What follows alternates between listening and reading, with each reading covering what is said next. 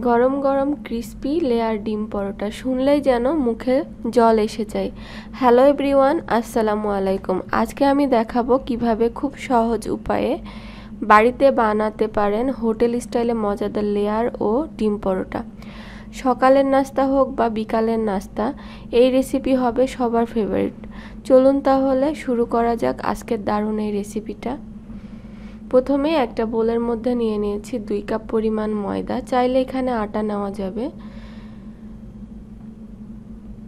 এখন এর ভিতরে দিয়ে দিচ্ছি চিনি 1 টেবিল চামচ পরিমাণ, লবণ দিয়ে দিচ্ছি 1/2 চা চামচ অথবা স্বাদ মতন। এখন দিয়ে দিচ্ছি ঘি দিয়েছি এখানে আমি 2 টেবিল চামচের মতো। আপনারা এখানে তেল অথবা বাটার দিতে পারেন, তবে ঘি দিলে এই পরোটাটা খেতে বেশি ভালো লাগে। তো আমি ভালোভাবে ময়দার সাথে মাখিয়ে নিয়েছি। তারপরে এখন একটু একটু করে পানি দিয়ে একটা ডো তৈরি করে নিব। নর্মালি আমরা রুটি পরোটার ডো যেরকম তৈরি করি ওরকমই সফট করে তৈরি করতে হবে। এখন আমি একটা বোর্ডের উপরে নিয়ে ভালোভাবে মথে নিচ্ছি। আর আমি কিভাবে কেটে কেটে লেয়ারের জন্য ডোটাকে রেডি করছি তা আপনারা একটু ভালো করে লক্ষ্য করলেই বুঝতে পারবেন। এইভাবে কেটে কেটে এলোমেলোভাবে 2 থেকে 3 বারের মতো আমি লেয়ারের জন্য এইভাবে কেটে নিয়েছি। আবারও ডোটা এক জায়গায় করে আমি সামান্য পরিমাণ ঘি দিয়ে এখন ঢেকে রাখছি 10 থেকে 15 মিনিটের জন্য। এদিকে আরেকটা বাটির ভিতরে আমি নিয়ে নিচ্ছি 1/4 কাপ পরিমাণ পেঁয়াজ কুচি, দিয়েছি 2টার মতো কাঁচামরিচ কুচি, 1 টেবিল চামচ ধনিয়া পাতা কুচি দিয়েছি, স্বাদ মতো লবণ অথবা 1/2 চা চামচের মতো লবণ দিয়েছি। এখন ভালোভাবে মাখিয়ে নিচ্ছি। এখন এই মিশ্রণের ভিতরে দিয়ে দিচ্ছি 2টা ডিম।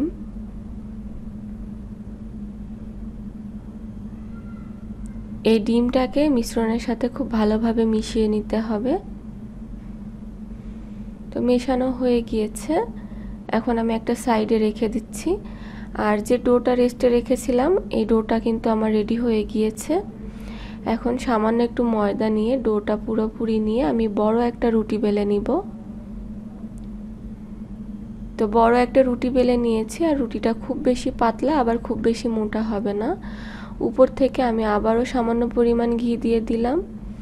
ঘিটা পুরো রুটিতে ভালোভাবে লাগিয়ে নিব। আর উপর থেকে আমি একটু ময়দা ছিটিয়ে দিচ্ছি। আর এখন আমি একটা নাইফের সাহায্যে কেটে নিচ্ছি।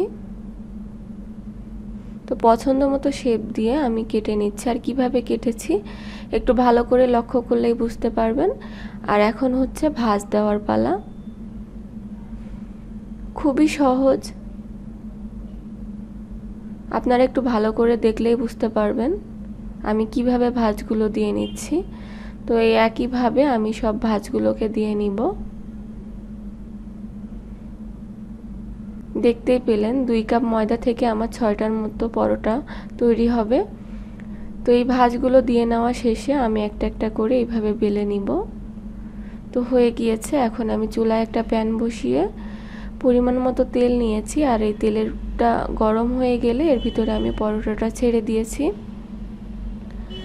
এখন আমি পরোটাটা ভেজে নিচ্ছি। আমি আপনাদেরকে 2টা পদ্ধতিতে পরোটা ভেজে দেখাবো। পরোটাটা 2 পাশ উল্টিয়ে নেওয়ার পরে আমি একটু নাইফ দিয়ে ফুটা করে এর ভিতরে ডিমটা দিয়ে দিলাম। আপনারা চাইলে এইভাবে দিতে পারেন। এক পাশ ভাজা হয়ে গেলে আমি উল্টিয়ে দিয়েছি। তো আপনারা আপনাদের পছন্দ মতো কালার করে ভেজে নেবেন। যেহেতু পরোটাটা অনেক বেশি লেয়ার সেহেতু এই পরোটাটা কিন্তু ফুলবে না। আমি আরেকটা দেখিয়ে দিচ্ছি। সাইড থেকে লেয়ার থেকে একটু উঁচু করে আমি তারপরে এর ভিতরে ডিমের মিশ্রণটা দিয়ে দিলাম। এটাই আমার কাছে বেশি সহজ লেগেছে।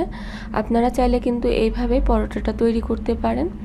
এই পরোটাটা খেতে অনেক বেশি মজা লাগে, যেহেতু অসংখ্য লেয়ার আর মুচমুচে হয় আর ভিতর থেকে হয় নরম।